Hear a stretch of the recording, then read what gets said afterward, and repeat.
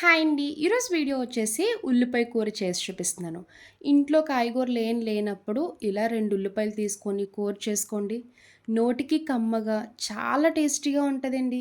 అన్నంలోకైనా, చపాతీలోకైనా best combination.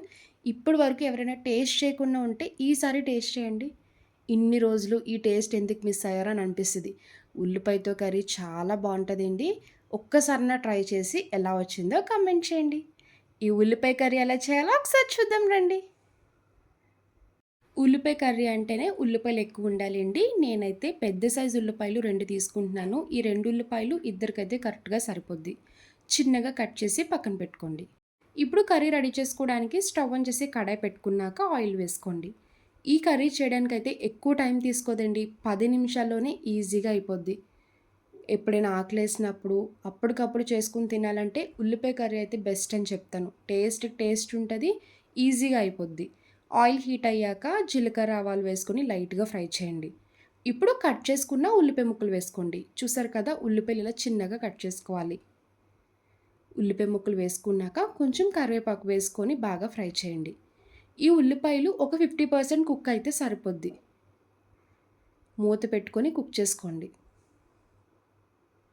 ఇలా మూత పెట్టుకొని కుక్ చేయడం వల్ల తొందరగా మగ్గిపోతాయి. చూడండి ఉల్లిపాయలు బాగా ఫ్రై అయ్యాయి కదా! లైట్ గోల్డెన్ కలర్ అవసరం లేదండి. ఇలా ఒక 50% ఫ్రై చేయాలి. ఉల్లిపాయలు ఫ్రై చేసుకున్నాక ఇందులో 3 పచ్చిమిరపకాయలు కట్ చేసి వేసుకోండి. చిటికెడు పసుపు. మీరు కారం ఎంత తింటారో చూసి కారం వేసుకోండి. నేనైతే 1 స్పూన్ వరకు వేసుకుంటున్నాను.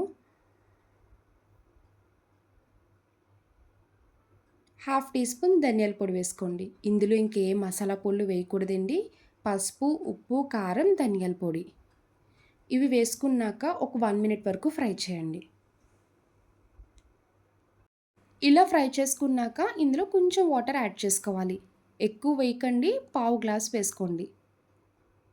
వాటర్ వేసి ఒకసారి కలపండి. నాకైతే సాల్ట్ సరిపోక వేసుకుంటున్నాను. మూత పెట్టుకొని ఆయిల్ సెపరేట్ అయ్యే వరకు కుక్ చేసుకోవాలి. బ్యాచిలర్స్‌కి కూడా ఈజీ రెసిపీ అండి. నేనైతే టమాటా, అల్లం వెల్లుల్లి పేస్ట్ ఏం వేయలేదండి. ఉల్లిపాయలతోనే ఇలా సింపుల్‌గా చేసుకోండి. నోటికి కమ్మగా చాలా టేస్టీగా ఉంటది. చపాతీలోకి కూడా కాంబినేషన్ బావుంటది. ఒక్కసారైనా ట్రై చేయండి. ఇలా మూత పెట్టి కుక్ చేసుకోవాలి. చూడండి ఇలా థిక్ గ్రేవీలా రావాలి. ఆయిల్ సెపరేట్ అయిందంటే కర్రీ రెడీ అయిపోయినట్టే. ఇప్పుడు ఇంకా స్టవ్ ఆఫ్ చేసుకోండి. కొత్తిమీర కొంచెం చిన్నగా కట్ చేసి వేసుకోండి. ఇలా కొత్తిమీర వేసి ఒక్కసారి కలుపుకోవాలి. చూడండి ఉల్లిపాయ ముక్కల కూర రెడీ అయిపోయింది. చిన్నప్పుడు మా మమ్మీ చేసేదండి. లంచ్ బాక్స్‌లోకి కాయగూరలు ఏం లేనప్పుడు ఇలా ఉల్లిపాయ ముక్కలు కూర చేసి పెట్టేసేదండి. అప్పటినుంచి బాగా అలవాటయిపోయింది. టేస్ట్ కూడా చాలా బావుంటది. ఇలా ప్లేట్‌లోకి వేడి వేడి అన్నం పెట్టుకొని రెడీ చేసుకున్న ఉల్లిపాయ ముక్కల కూర వేసుకొని తినండి. ఎన్ని ముద్దలు తింటారో మీకే తెలీదు. అంత కమ్మగా, రుచిగా ఉంటది.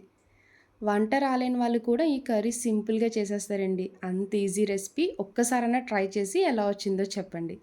చూసారు కదా ఉల్లిపాయ కర్రీ. నా వీడియో మీకు నచ్చితే లైక్ చేసి షేర్ చేయండి. ఫస్ట్ టైమ్ చూసేవాళ్ళు ఎవరైనా అయితే ప్లీజ్ అండి కృష్ణ సన్న ఫుడీస్ ఛానల్‌ని సబ్స్క్రైబ్ చేయండి. బాయ్ అండి.